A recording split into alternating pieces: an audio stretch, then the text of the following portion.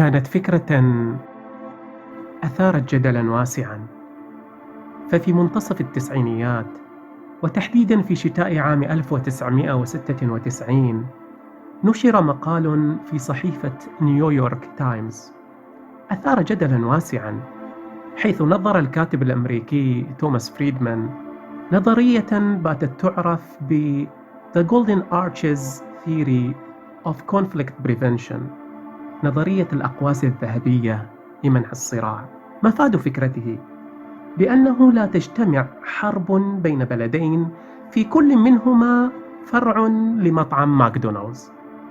فكرة غريبة ولكنها غير مختلقة، فهل ينبغي يا ترى أن نفتح فروعا لهذا المطعم في كل دول العالم ليعم السلام أرجاء المعمورة؟ مرحبا بالجميع، يسرني أنا محمد أن نتفاكر معا ها هنا. أعزائي، ربما يتساءل بعضنا حين يقرأ نظرية الأقواس الذهبية عن جوهر العلاقة بين وجبة تشيكن ماك ناجتس أو بيج ماك على سبيل المثال مع السلم العالمي.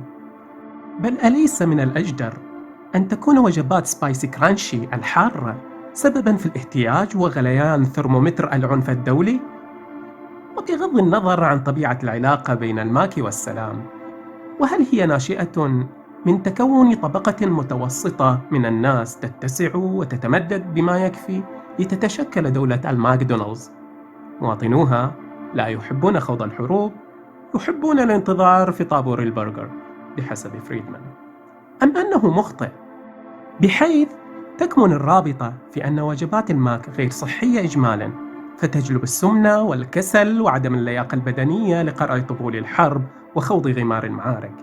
بغض النظر عن هذا الرأي أو ذاك، نريد تسليط الضوء على ناحية أخرى أعمق تختبئ في الحديقة الخلفية للقصة، وهي الكيفية البسيطة التي تعمل بها أدمغتنا حين تصدر الأحكام أو تتبنى الأطروحات. فالعقل البشري يميل إلى التسهيل والتبسيط في كثير من الحالات، يسارع في وضع قواعد غير مقعدة ومسلمات غير مسلم بها وفق معايير البحث العلمي لا أقل. نحن نرصد الحدث ألف وبرفقته الحدث باء لفترة ممتدة، ونرى الحدث دال وقد سبقه مباشرة الحدث جيم، فنظن أن جيم هو سبب وجود دال، وألف متلازم أبداً مع باء. وتلك مصيدة عقلية أنا وأنت وأنت والعديد من البشر نقع في فخها، إذ لا نميز بين وجود علاقة ما بين شيئين وبين وجود علاقة سببية بينهما، بحيث إذا غاب الأول انتفى الثاني. فاقتران حدثين له جاذبية تغري المراقب في التسرع بالحكم وإصدار الجزميات. هذا الفيروس جاء من الصين، الصينيون يأكلون الأفاعي، الفيروس مصدره الأفاعي. قد يكون الأمر كذلك وقد لا يكون، إذ إن الأفعى تؤكل في غير الصين، كما أن في الصين أكلات أخرى نادرة كالخفاش. إذن النتائج ليست بالمشاهدات البسيطة، وإنما بحاجة لتحليلات مختبرية دقيقة وشاملة.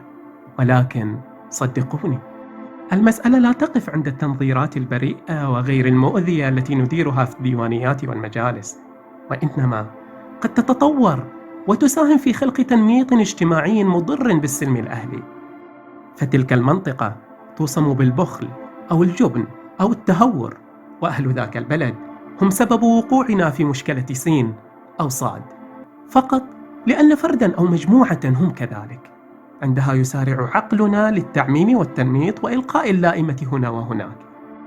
عقلنا يحب وضع الأشياء في قوالب وسلال وتصنيفات تسهل عليه التعامل مع كم المعلومات اليومية الهائلة، وعندها قد نغفل عن وجود استثناءات أو معطيات أخرى تم تجاهلها.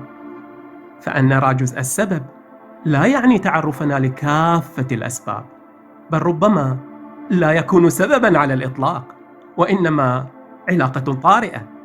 على كل، أود أن نتذكر أنه في صيف 2008 اندلعت حرب بين روسيا وجورجيا، ولسوء الحظ في كلا البلدين توجد مطاعم للماكدونالدز، إلا أن أقواسها الذهبية هذه المرة لم تمنع من نشوب الحرب.